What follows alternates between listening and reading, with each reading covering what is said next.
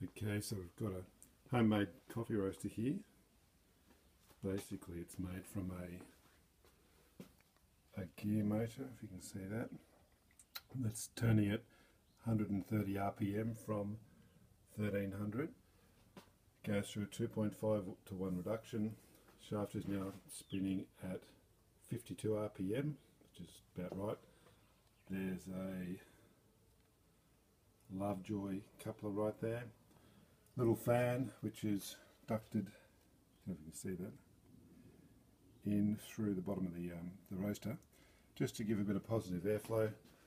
It's not running on bearings, it's running on a nylon bush, which you can barely see, just to keep the height of the shaft right, just keep it all level. RHS frame, touring burner, seems to be plenty of heat. It's not using a lot of gas.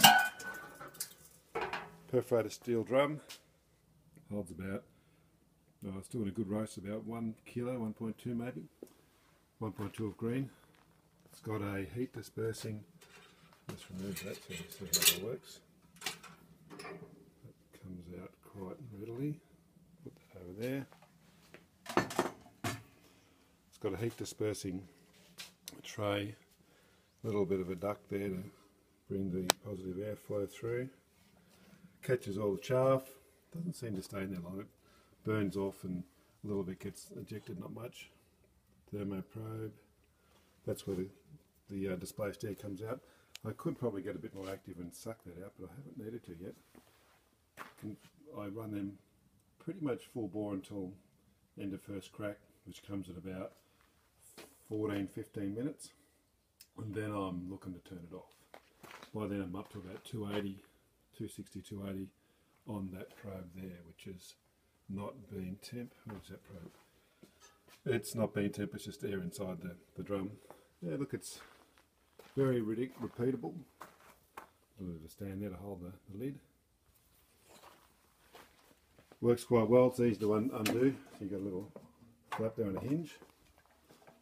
You can stop it, you can inspect what your bean colour's up to. Just a matter of pulling it up in the right spot, then you can undo the flap. Now if I turn it on, 240 volts in the phase, of course. Very simple, nice and quiet. That push, handles the heat well. I've got it. That's just a bit of stainless tube that's milled to fit, held in there by some kind of a sealant. Very simple. Just a lighter chain there. I need to make a guard for that. Dyna bolts, just to locate that. Other half of the drum. Gets pretty hot, I've got to wear oven mitts when I'm touching it. There, I've got those already on bearings because the height's about right, but if those bearings start getting affected by the heat, I'll just go back to being nylon. It's experimental still. But yeah, it's quiet. Direct overhead light, I can see what's going on, and if I want to know better, I just stop it. Locking collars. It's only attached to one end, this end's free. Good enough to paint.